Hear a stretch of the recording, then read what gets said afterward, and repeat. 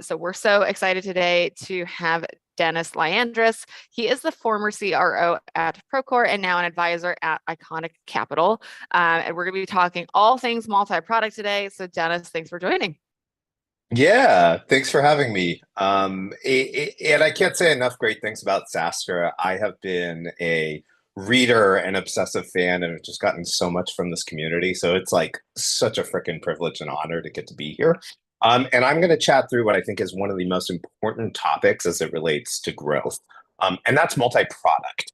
And I think multi-product is one of those things that does require a lot of intentionality and a lot of work aligning different parts of the organization. And so I'll try to talk about and offer some examples of that intentionality, including through Procore, as well as some companies that I work with today that are doing some really cool stuff on multi-product.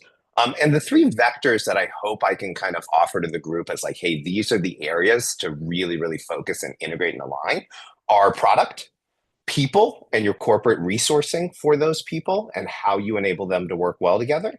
And then your go-to-market strategy, including around customers and around training.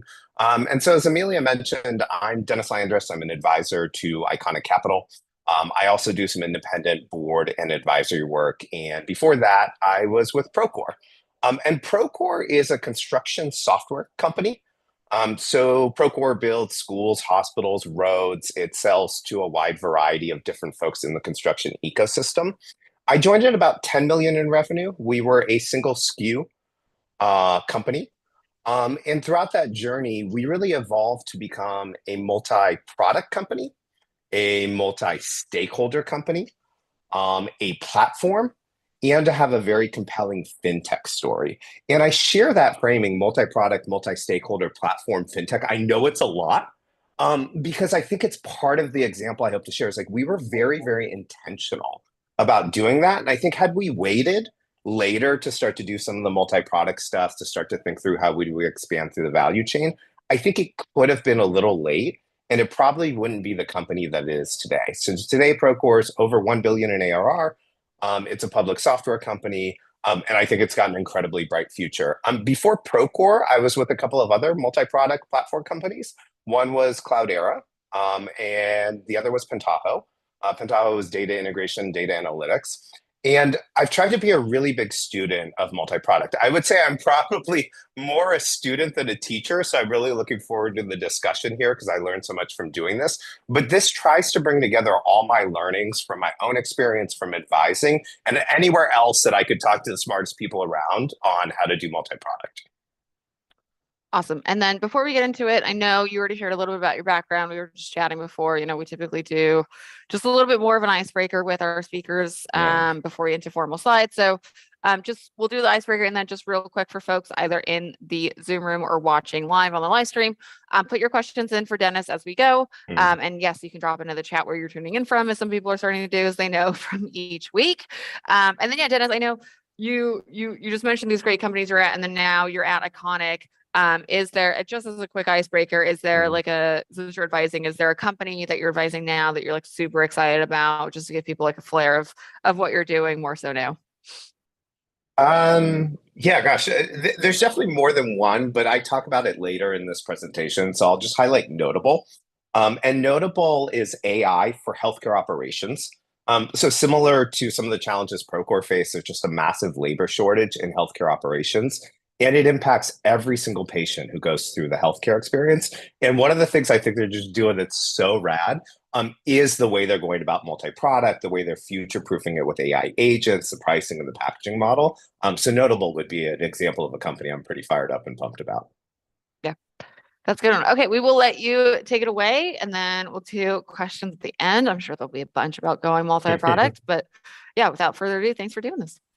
Yeah, and so I tried to offer a little bit, and I'm going to go through this a little bit quickly and not read through the slides verbatim, but just on the why for multi-product, and then each of the breakdowns, product strategy, people, corporate resources, go to market, and then I'll go into Procore as an example, and a few other examples. So some of this stuff may seem a little pedantic and kind of obvious, but I have found that making it explicit can give you an understanding of why it's so important, and also how to make sure you get all the benefit of multi-product. So, when I think about multi-product, I'm like, well, truthfully, shoot, I mean, we sort of exist as technology companies to build products ultimately that map with support and customer success to create a solution. But the product is like the thing we do. And I think it's increasingly clear that if you want to build a really big, enduring business, multi-product is highly likely to be an essential part of that journey. I also think that today you can build software faster than ever before. And especially as you look at vertical software, folks are just building really cool stuff that meets a specific use case. And so, one defense to deliver more value and sustain yourself from a competitive perspective is to be a multi product company. And I also think it's how buyers want to buy. And you've seen that with a lot of the trends over the last couple of years with, consolidation, rationalization of your IT footprint. And, I couldn't help but comment that employee engagement and customers have sort of been the two pillars of everything I've done to try to be successful as an operator, as an advisor. And this is really meaningful to employee engagement. If there's like nothing else that's coming down the pipeline and it's just, hey, sell this and get really great at that, like that's not as awesome as exciting. And then, Jason, I'd love your thoughts on this, but I think I have like trauma from, hey, your market's not going to be big enough. And maybe this is vertical software in 2014. And we certainly brought to bear that perspective in our strategy. But I think if you get really good at building product and then taking that new product to market, you should never be constrained in your market size. And so multi-product for me is important because it really hits on the most important things you need to do to sustain your success over a long arc of time. So when it comes to product strategy, so this is one of those three pillars that needs to be integrated and aligned, right? I think you want to think about building a next product that makes your existing product more valuable. So sort of 1 + 1 is 3. For Procore, we did that. We had documents and drawings, and we said, hey, if we can start to then link that to all the financial business processes, that's a broken workflow. That's going to make each of these products more valuable. And I think that as you think about the product strategy, trying to understand how you thread that all the way through to go to market.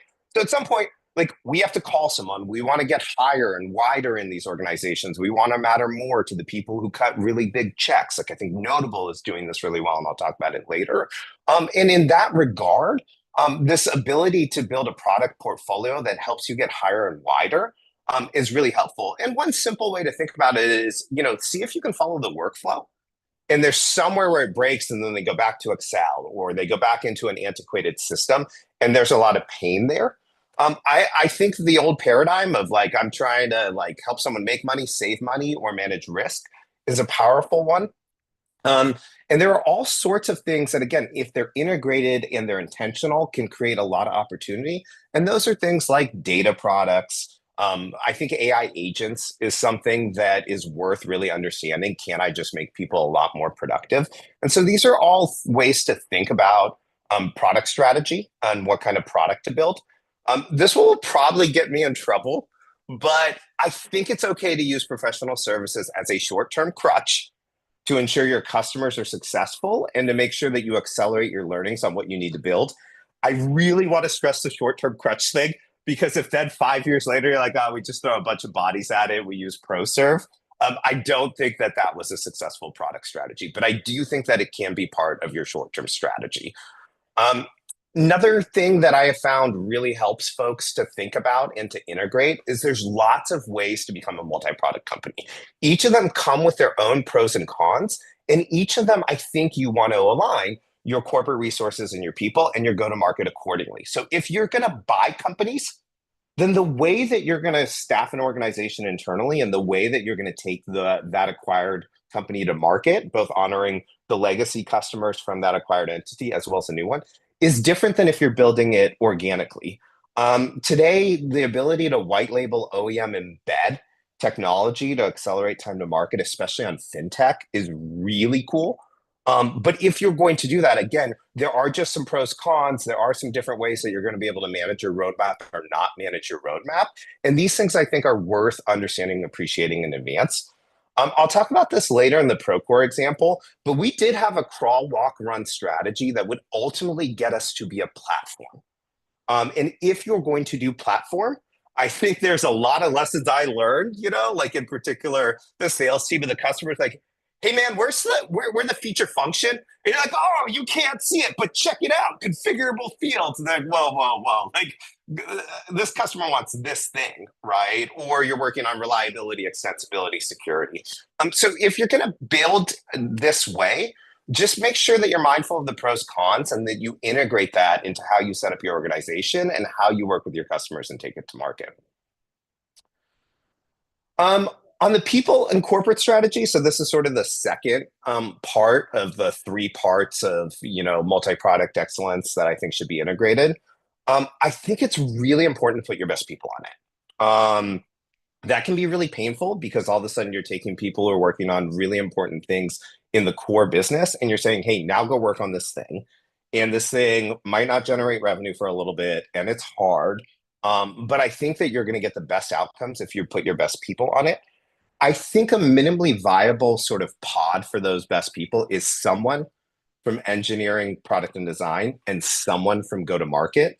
And I think as it evolves, and I'll talk a little bit about this in the Procore side of it, you want to be intentional and say, hey, like we're having trouble getting someone to believe this technology is the right one for them, or we're selling to an entirely different buying center, entirely different persona. And you can start to specialize more parts of the go to market organization.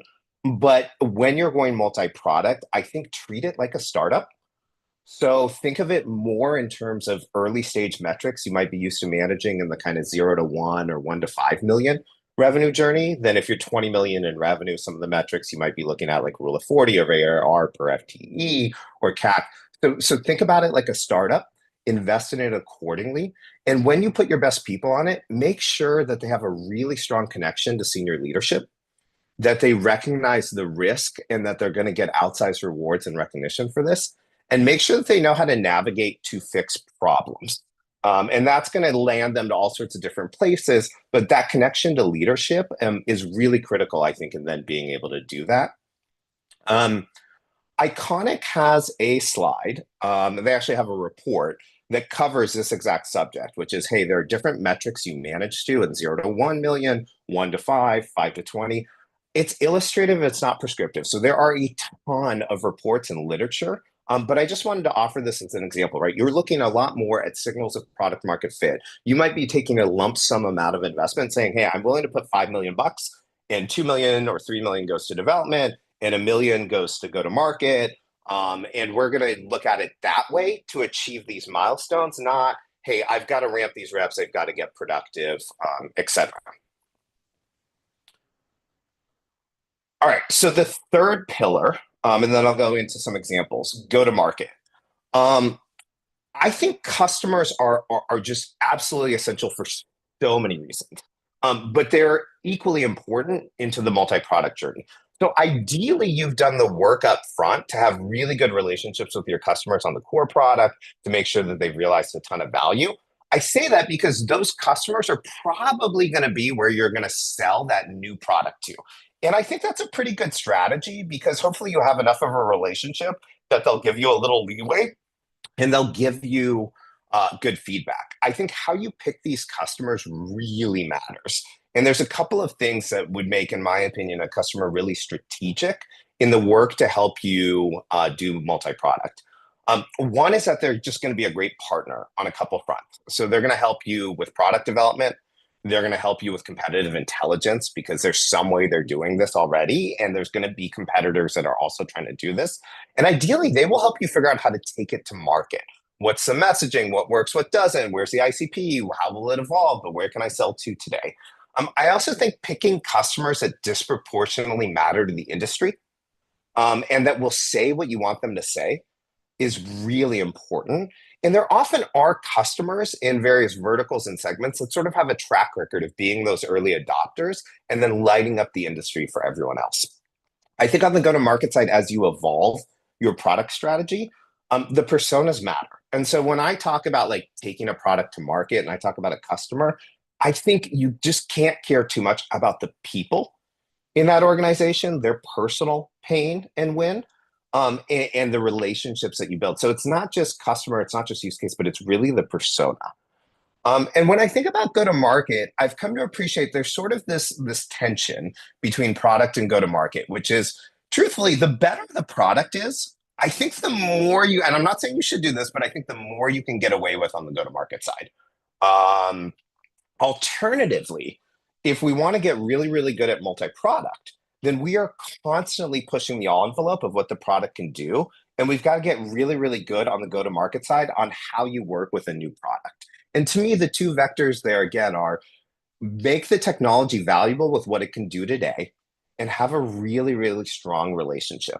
I don't want to, as we talk through the Procore side, lead you to think like, hey, this was all roses and this worked out well. Like there were a number of times where Procore CEO, myself, our product leadership, like we were on airplanes being like, so sorry, right? And those relationships really carried us. And so I think the mindfulness that if you're going to be great at multi-product and you're constantly building product, then you need to build a go-to-market muscle that is specific to taking new product to market.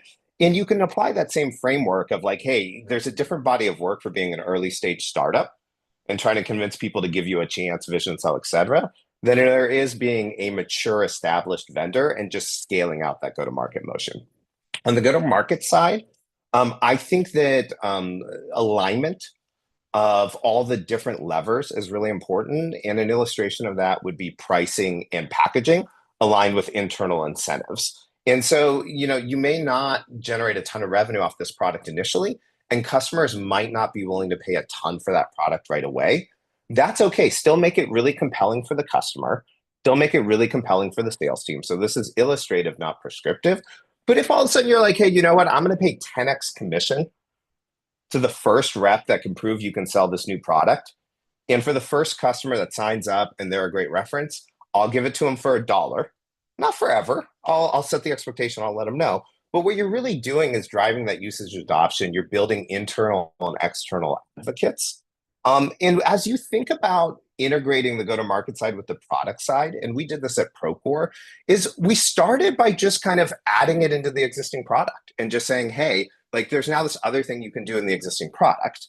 Then we thought about, hey, can we make this a module? And then we thought about making it a product. We had the intentionality that it was going to be a product the whole way through. But we were very willing to iterate and evolve in order to meet those outcomes of getting the product into market and just accelerating the learnings to get to the next step.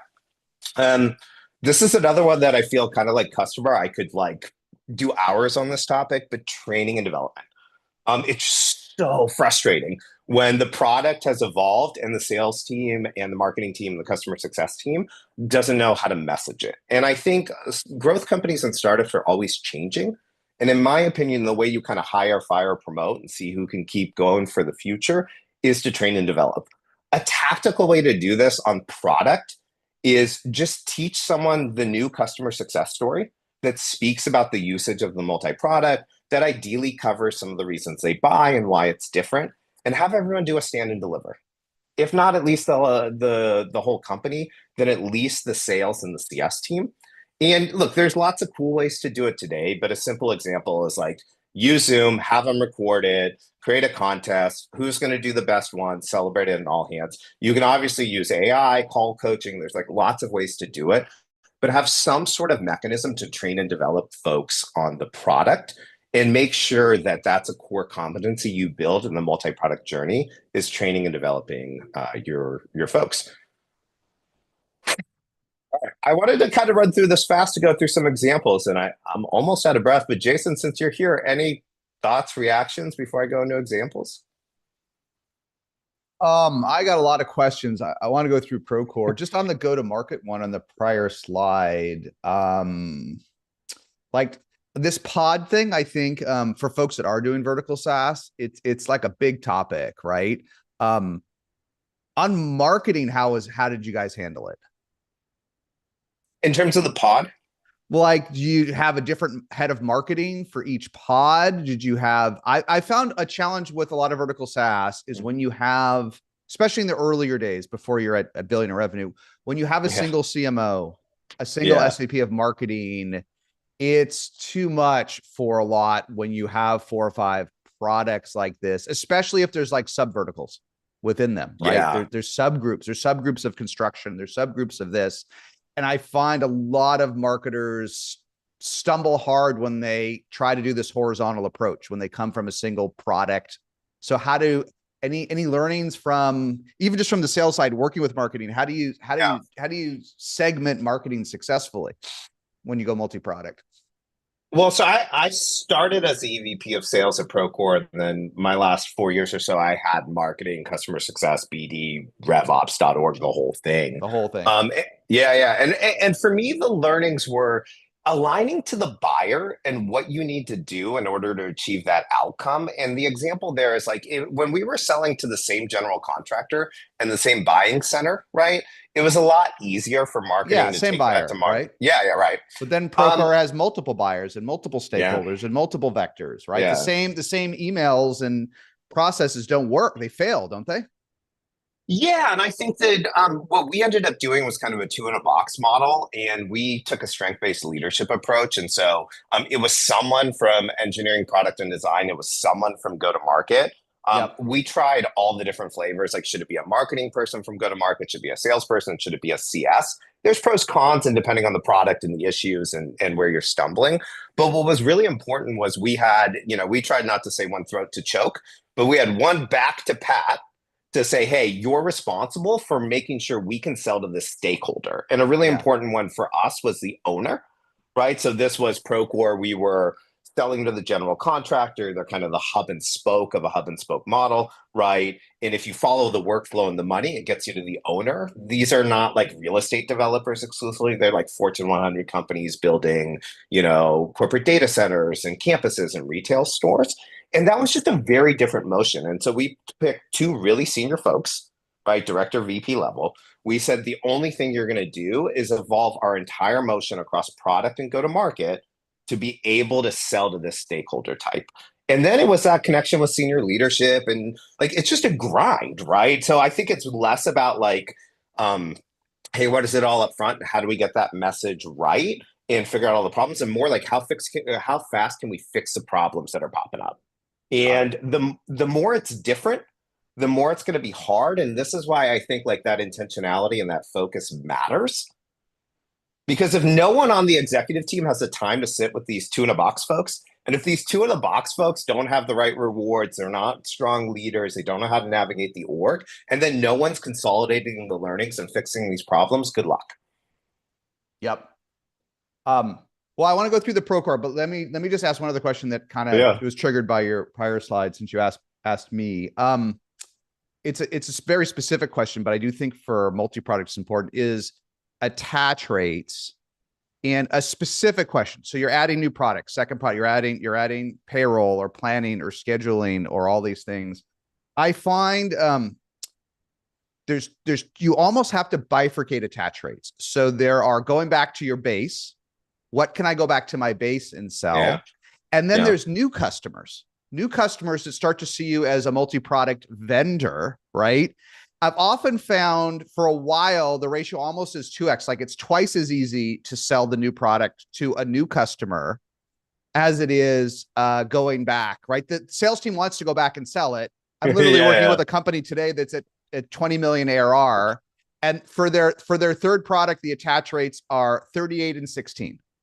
Okay. 38 for new customers because it's a new system, new vendor. But half of that, their customers love them, but it's business process change. I got to think about it. I'm already using another vendor. I already have another vendor for this stuff. So it's just but I'm working with a lot of folks and thinking about having two different goals for attach rates. But the overall topic and two goals, what are your thoughts on that? So I like breaking out customer versus new. Because I think those are very different motions. I have noticed, and I could offer a tactical way that you could actually measure and implement this, but I have noticed that if we built really strong relationships with our customers and we understood them deeply and we trained the teams well, then our ability to convince our customers to change, because you're absolutely right. They already have some other way. In Procore's instance, they have other systems that they're doing financial management. That's what we miss sometimes. They have a vendor. Yeah. They have at least a system, right?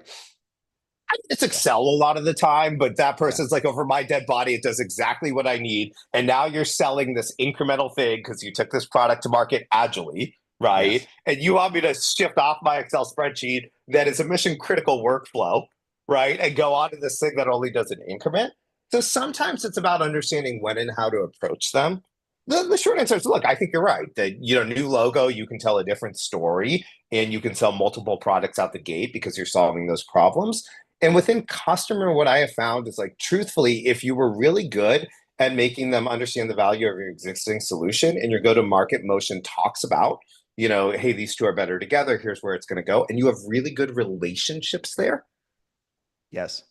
then your attach rates will be higher. Otherwise, yeah, I think customers are like, hey, look, I'm pretty happy, especially in today's environment. They're like, listen, there's not a lot of new budget for software, just kind of try to stay with what we have. But I do think it's a fight worth fighting. And I also think it's a dimension of time.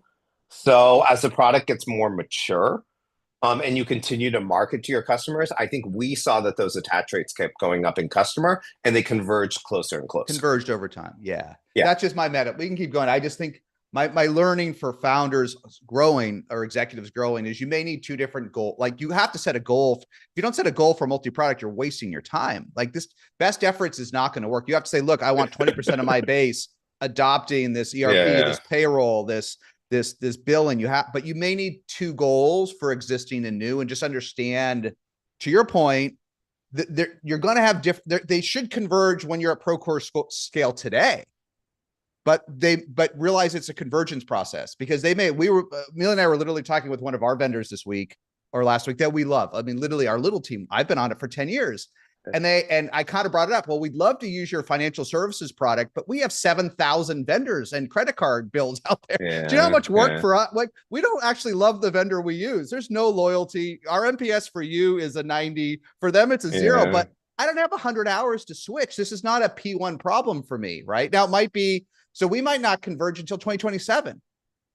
But if they'd had this billing product, this payments product on day one, we'd probably be using them, right? So it would converge. But anyway, I just think this is set goals you can meet and maybe split them in half is my nuance of the month for multi-product. But let's talk through Procore. This is great.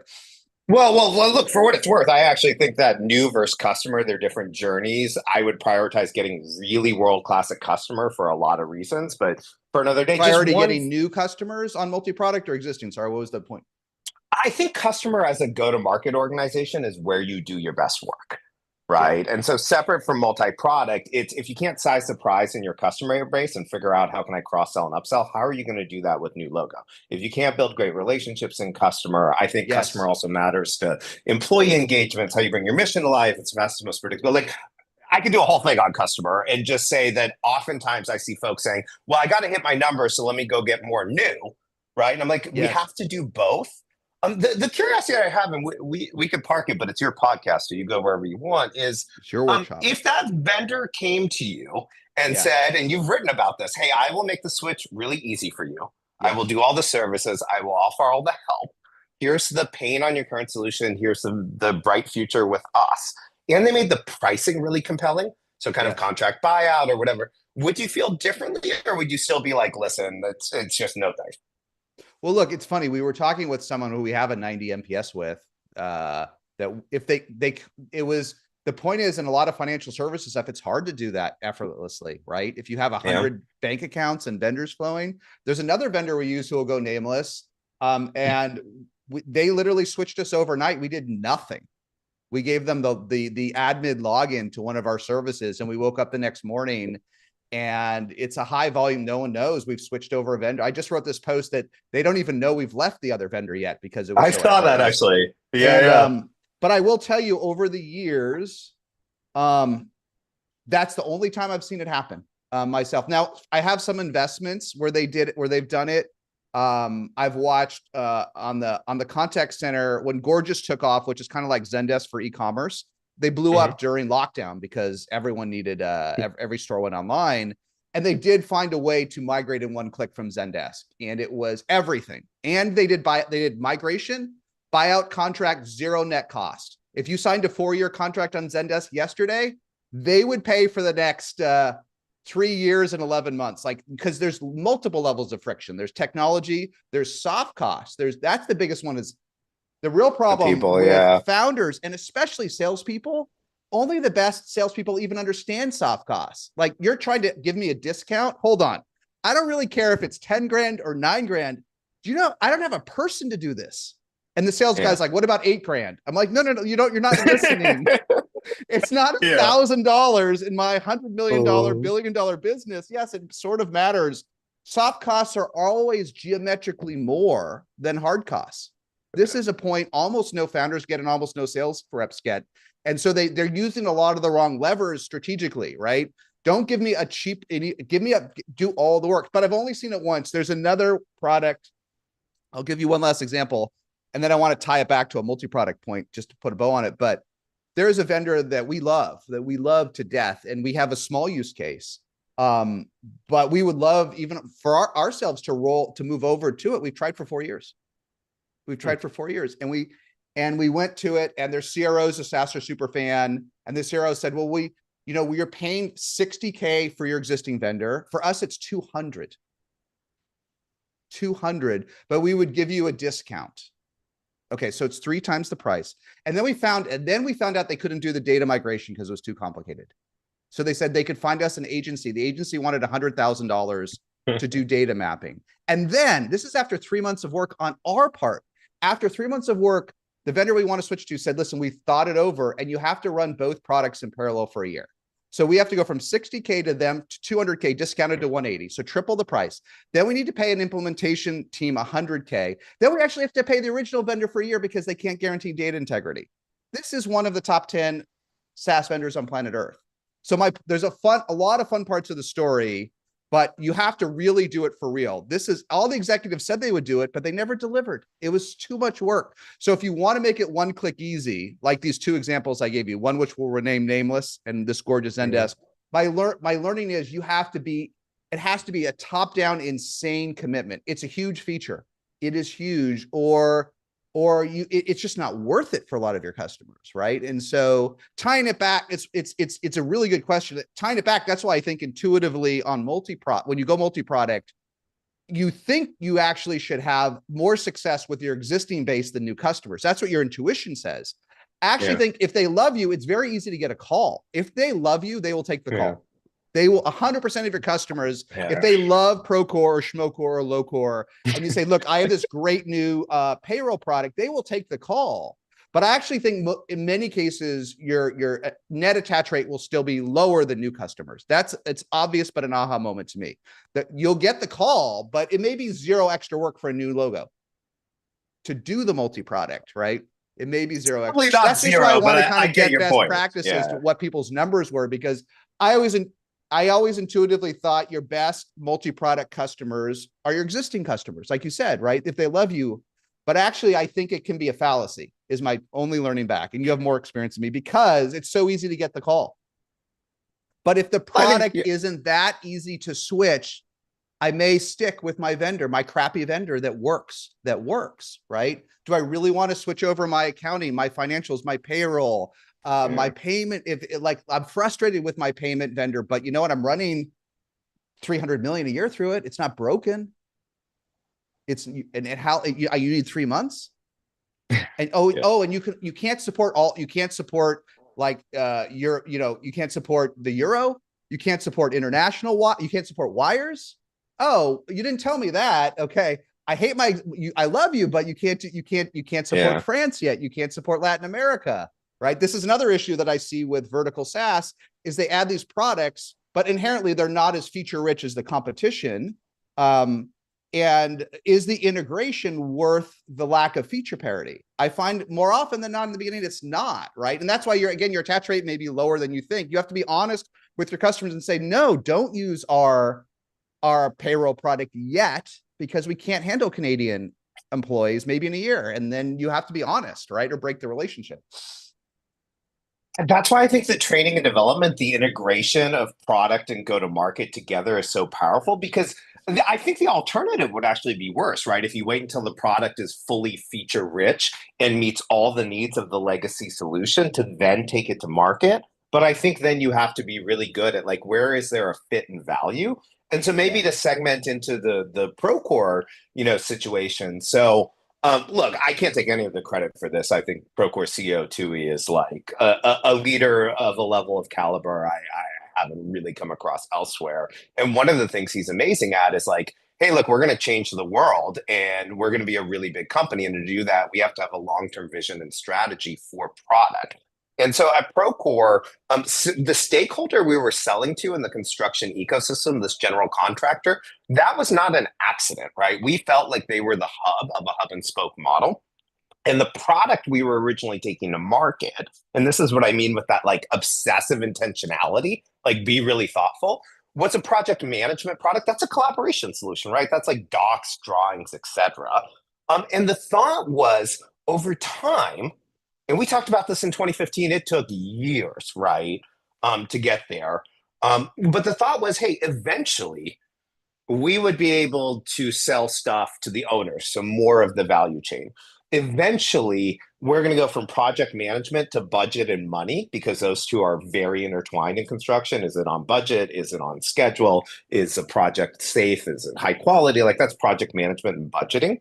And we would be able to go to that budget solution or that financial solution, and that would enable a whole world of fintech products. This is obvious today, right? Lending, payments, et cetera. It wasn't as much then. And we also felt like this was going to enable us to be a platform.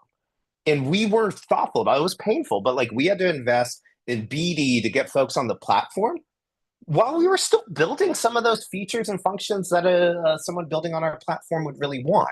But you can see Tui, Procore CEO, talking about this in 2015, being like, hey, and I think some folks are like, dude, what are we doing? Like, we don't have any of that stuff. You're like, I know, maybe it's like the power of positive thinking or manifesting. But really what it was a sort of, chestnut checkers strategy. And it was very mindful that we felt like there were going to be more and more point solutions, especially because we served all the way from SMB to enterprise. So it was quite a complicated kind of Rubik's Cube. You're selling products as simple as docs drawing, as complicated as financials into your ERP, and you're selling those to Fortune 10 companies and, the plumber who comes to your house. But we felt like having that platform and having that breadth of products that were accretive to each other would enable us, truthfully, to kind of box the competition out. I think if there was like one thing Procore was most obsessive about, truthfully, it was the people side. And it was consistently finding like, how do we get the very best people who are going to be really, really good at figuring out these hard problems? Because go to market and product development on multi-product is hard. And then how do we make sure that they've got the right rewards, right connection? And within that, I think training is like one of those things Procore to this day is still pretty well known for. And for us, when I think about the lessons I learned that like I should be honest and share with the SaaStr audience, honestly, like it was really hard. I wish I would have set better expectations with the teams. Hey, yeah, we're building financials, but it might take 3 to 7 years for this product to be enterprise grade. And don't go sell it to the very big owner who wants it right now because we can market it and we can get someone to say they're interested, because it won't deliver the value. It will break things that they have. Let me just pause there. I know you've covered Procore. Anything, Jason, that jumps out at you?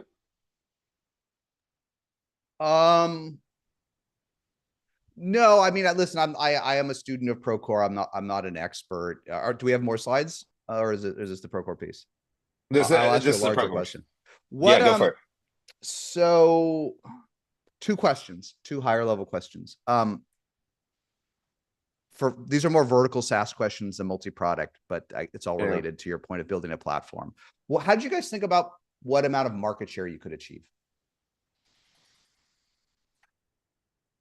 I think when it was like 14, 15, the sentiment was like, you're going to get 20, 30, 40, 50% market share. I've been really humbled, and I try to bring this to my advisory work. There's such a difference between TAM slides you show to investors and who you can actually sell stuff to. And the reasons for why you can or can't sell stuff include are they in a buying cycle, et cetera. So truthfully, I don't know what the investor answer is, but I can tell you what I tried to do as an operator was be obsessive about knowing where I can sell and then indexing that addressable market into my database, right? Yep. Today's ability to do that with like all the ample market, all these different tools is better than ever. And then I just kept trying to add them every week and kept adding more. I don't actually know what percent of the market.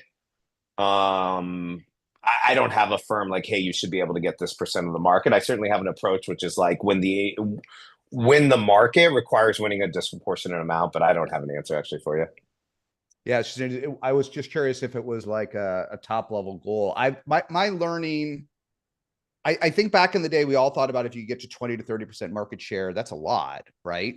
I think what I've learned from vertical vendors in today's world, especially as you build a platform, right, for your industry, I think you should aim for like 80% market share. And I remember we could debate whether it's truly vertical SaaS, but I remember one of my TUI is so good. Another one of my favorite, like, just make it friggin' happen CEOs is Andrew Bielecki, who's CEO of Klaviyo. Okay. Built it, the least diluted, almost borderline bootstrap, built it to 10 billion. And it's basically HubSpot for e-commerce. So you could argue it's vertical, or it's at least very specific. And I remember I asked him this question, and he's like, why wouldn't you get 80%? Because if you think about how could Klaviyo be as big as HubSpot in marketing intuitively, because HubSpot's everything. It's a horizontal. Klaviyo is only Shopify customers. How could Klaviyo have $1 billion in revenue in marketing and HubSpot have $1 billion, right? Yeah. And I actually know the math from other investments, but if you think about the only way it can do that is if it has 80% market share, which it does, right? And HubSpot overall is bigger, but HubSpot does not have 80% share of every marketer on planet Earth.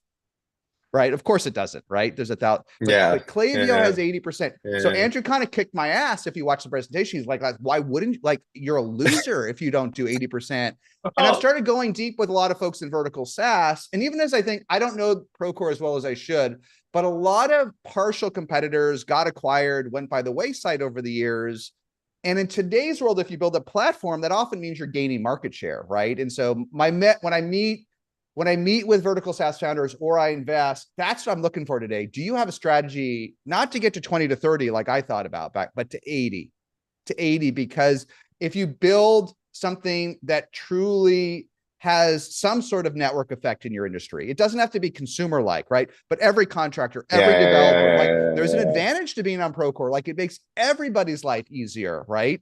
You should be able to get to 80%. And this is my ass-kicking goal to executives and founders is don't get hooray, you got to 10%. Like, it's great, but I want to see 80 in vertical SaaS. And then going to your first point, what I think I've learned, this is my simplistic learning, SaaStr learning. TAM's too small, Dennis. TAM's too small in construction.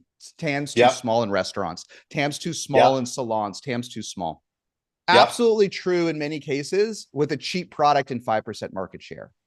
I've generally found that in almost any market in SaaS that has traction, if you can get to a 10K higher ACV and 80% market share, you can get to 9 figures in revenue. So how do you get 80% market share? You got to be insanely committed. You got to build a platform. And how do you get to 10K ACV? Now, if you're enterprise, it's easy, right? But if you're SMB, you probably got to be multi-product. You probably cannot get to 10K with an SMB unless you offer software plus payroll, plus ERP, plus planning, plus scheduling. You just can't. It's too expensive for a small contractor or a small restaurant, right? Toast has 10 products to earn $10,000, right? Toast is the hardest. It's as hard as Procore is. Toast is harder. No, I mean, the hardest mark, the hardest. All the restaurants and hardware and all of it. Negative gross margin on hardware. 11 products. Field sales for SMB. It's but they get to the 10K.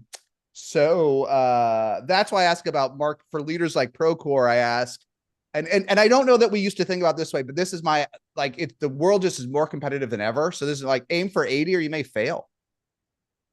You know, it's vertical SaaS is not as kumbaya as it feels, right? No, you can have hard. There are many spaces where you can have 4 or 5 vendors. I'm not sure we need 10 Procores. Do we? Maybe this is a different way to ask the last one. Procore is just so good. Why would you ever need anything else? I know, but it does so, but it also does so much. Like, why does the market, maybe Procore loses in 20 years or 10 years as the market changes, right? I'm just saying it could happen, right? But Procore today, why does the market need 10? I don't think I it don't know that does. they need 10 Procores, but there's so many ways to improve how buildings get built. And if you look at Yes. the ecosystem in Procore, there's already large, really successful companies on the Procore ecosystem. Yes, but Maybe as a competitor, why do we need 10 competitors to Procore with an ecosystem? There's like 300 sure. vendors on the ecosystem, right? That's just the chat. Like I want to learn from, maybe you and Tui didn't talk about it, but that's my challenge back to founders. Like we may only need one winner in a vertical. We may only need one platform. There may only be room for one platform in vertical SaaS. There may be room for CRM. Maybe we have HubSpot and Salesforce and Pipedrive and a million others. I think in a lot of verticals, we may only need one platform. Like there's so many network effects, such a curve that we may not need. Like, you know, Procore is great, but folks in the industry have to learn how to work on Procore, right? I don't want to learn another one. It works. I did it in my last 10 projects. Totally. Right. And yeah, I want to make sure we have time for other questions, but that's my challenge. And I think you'll fail in vertical SaaS if you can't get to 10K and majority market share. Not immediately, but this TAM may kill you. This TAM may kill you if you can't do both, right? If you can't get to 10K and 80% market share, it may ultimately kill you. I mean, we talked about it a lot, right? I just don't know that I have an answer I would, say with high conviction. We have that sentiment of like, it's a winner take most market. So there's probably that's a kinder way to put it. Winner takes most, right? Sure. I guess for me, as like my P brain was kind of like, listen, how do I make sure that I sustain growth over many, many years? Yeah. And as you start to get into some of that TAM stuff, I don't know. I mean, the owner market's massive. Trimble acquired some stuff. They stitched some solutions together. We were bringing a fundamentally different way to build. Does Procore have 80% of the owner's market? No. Is it still an incredible business that has years of growth? So I guess for me, I just never found a way to kind of make the most of the TAM, SAM, SOM stuff, win 80% in practice to making sure I could hit my numbers for the next 3, 5, 7 years. So that's why I hedge. I hear it. Yeah. And it may be a little esoteric to ask your revenue leader to think about that way, but it's how I challenge my company. This is just my life learning is because it may be majority shares the kinder way to put it. Right. But as people are investing more and more in vertical SaaS, I just don't know that we need 300 agents and 11 platforms in an industry. Right. So you may need to be quietly more brutal and aggressive than you might want to be. Right. You just may have to solve the TAM issue. But all right, Amelia, do we have time for some questions? Yep. Sorry, let me unmute here. Let me add myself back here. Yeah, we've got a few. Or I can ask them if you don't like. While we do that, Jason, just to your point, you might want to rephrase. Yeah. Are they? Go ahead, Jason. I'll let you grab them. Let's see. Did you have a question while I process? No, I mean, I just have some other examples of companies doing this stuff awesome. Oh yeah, no, let's do this. Let's spend our time before we run out of time on this stuff.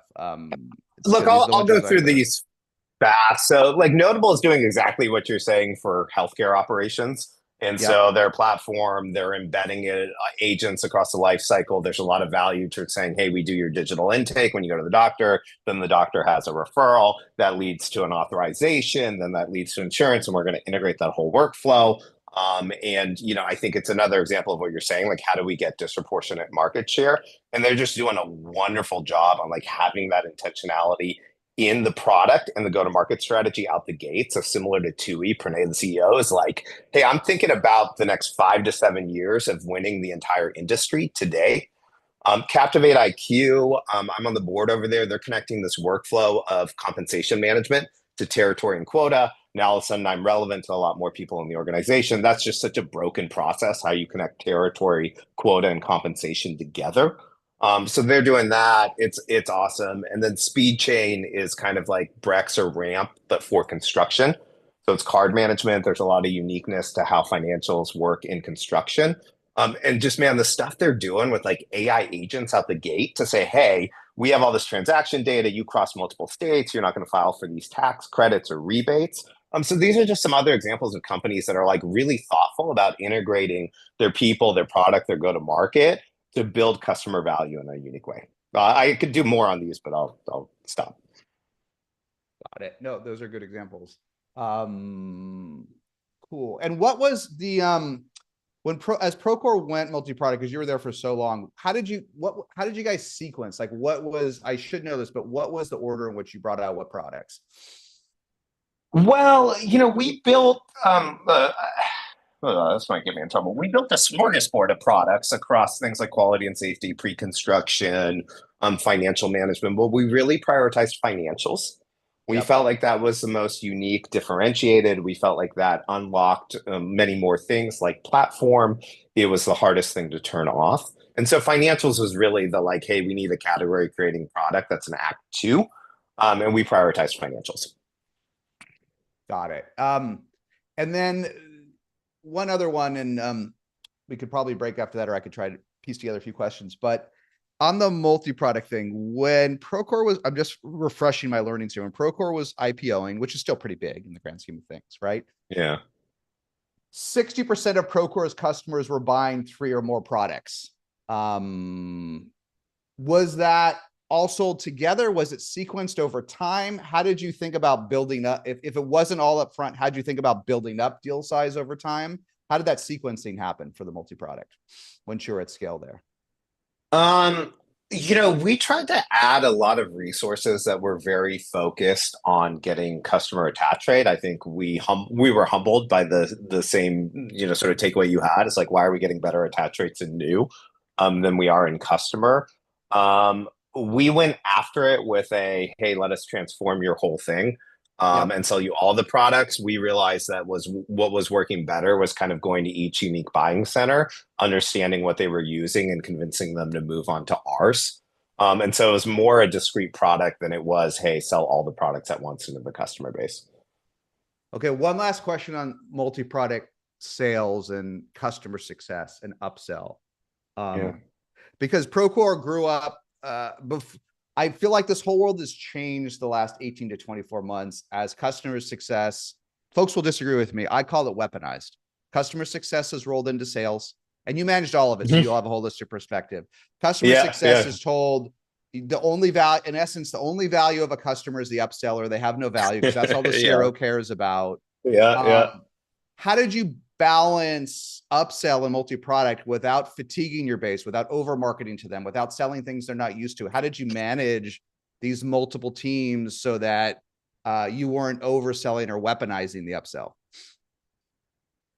I think part of this comes back to culture and your ethos. And so if you have I have to make sure my customers are successful, meet them where they are. If they're not using and adopting the existing product and you've really done the work to know them and they just can't buy, for whatever reason, then, you're just wasting scarce resources.